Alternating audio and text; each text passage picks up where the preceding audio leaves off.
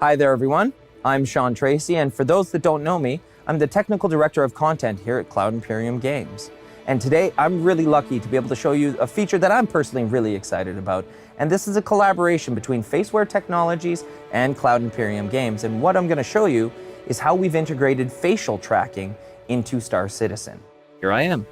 You can see that there's a bunch of different dots on my face, and these are landmark points that we use for facial tracking, and the tracking is quite intelligent. So as I turn my head and a face is lost, we actually disable the facial tracking. And if I turn this way, this is handy for things like occlusion. So if your hand gets in the way, maybe a pen gets in the way, we disable the facial tracking at those instances. Now, you're not here to see my face. Let's go ahead and take a look at how this actually maps to a character. So you may recognize this gentleman. This is Liam Cunningham, who plays Captain White in Squadron 42. One of the really important things to notice, or to note rather, is that this is still early days with this technology. We're doing a lot to map and to improve the quality of the actual tracking, as well as adding new phonemes in to the tracking so that the runtime logic reacts exactly as we expect it to.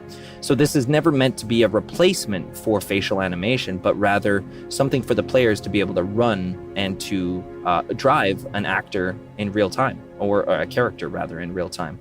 So to explain how this all kind of works is that we've got a bunch of outputs that happen from the Live SDK technology, and then through a layer called motion logic, we map all of that to inputs of our runtime rig. And since every character within Star Citizen has its own unique runtime rig created dynamically, they will always react appropriately to whatever the inputs are. So it won't exactly be my blinks, it'll be Liam Cunningham's blinks.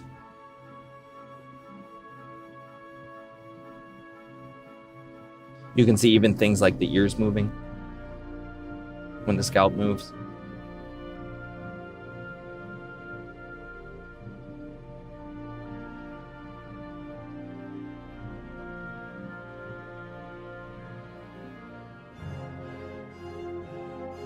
And we even track the eyes.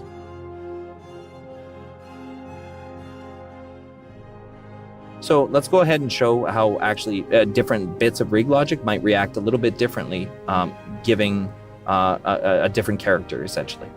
As Belosa, he has really quite nice wrinkle maps that happen on the side of his face. So if I pull my face to the side. Where this feature really comes into its own is in the combination of it with our VoIP technology. We've talked about how this feature can work on a consumer-level web camera. However, here's Peter Bush from Faceware to talk about a motion sensor they've developed specifically for this feature. Hi, my name's Peter Bush. I'm one of the co-founders of Faceware Technologies and Faceware Interactive. Faceware is a facial motion capture company.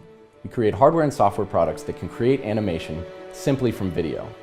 About a year ago, Cloud Imperium asked us to do something we've never done before. Integrate our real-time technology into Engine and allow game characters to interact and emote in real time, but by being live driven by the players themselves. This is quite an engineering challenge, but I knew my teams in Austin and Los Angeles could collaborate with the incredibly talented Cloud Imperium development team to make this happen. The new VoIP feature will work with nearly any camera, but we were asked what's going to create the best possible experience. So we set out to engineer the first gaming device designed specifically for facial tracking. Here it is, the first prototype facial motion sensor. This is the first one off the production line. Now there are many specs about this device that are going to give you the best possible experience for facial tracking. First, the image sensor runs at 60 frames per second.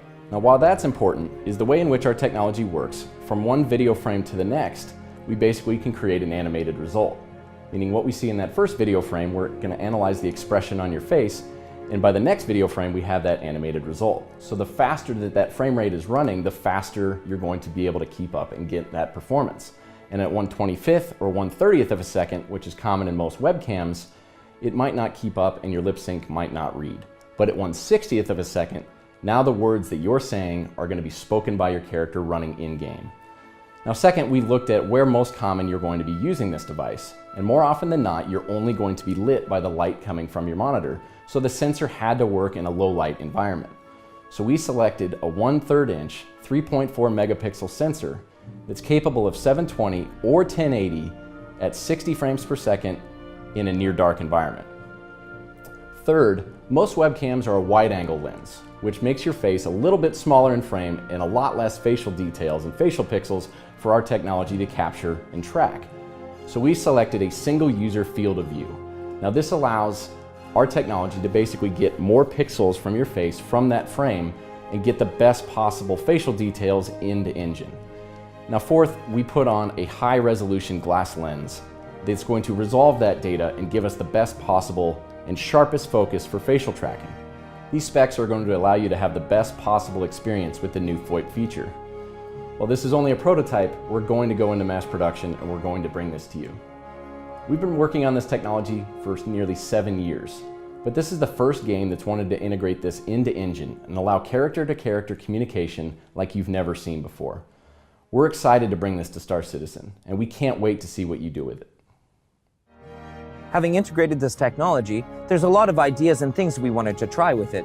So one of the ideas that we came up with was that because we already know the position of the face itself, we actually know where the head is. So we can do something pretty exciting that I find very fun, is head tracking.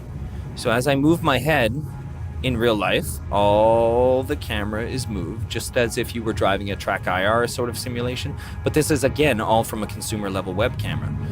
So this actually adds quite a bit. I find that this gives me a ton of situational awareness when I'm flying around. I can just move my head a little bit more. I can check on my power, check on my shields. I can even inspect things a little bit up close if I combine this with zoom. So there we got some towers over there. You can look up. You can even do crazy stuff like rolls. So we can roll to the other way. And it's kind of fun if we combine it with this. So here I'll try to keep my head on the horizon until it's just too much. And then we put it back over and maybe look up. Let's see if we can see anything from Levski there. Oh yeah, cool. All right, and then we'll roll it back over. Give me one of these. Whoop, that was the other way. And there we go.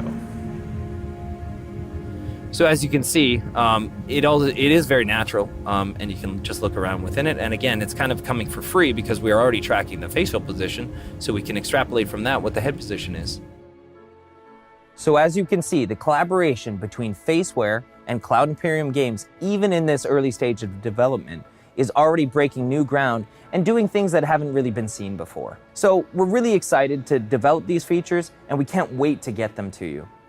So until then, this is Sean Tracy from Cloud Imperium Games Los Angeles, saying goodbye.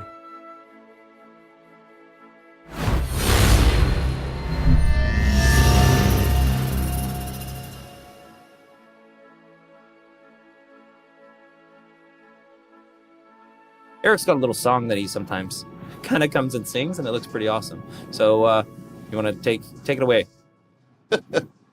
I once was a man outside. Perfect.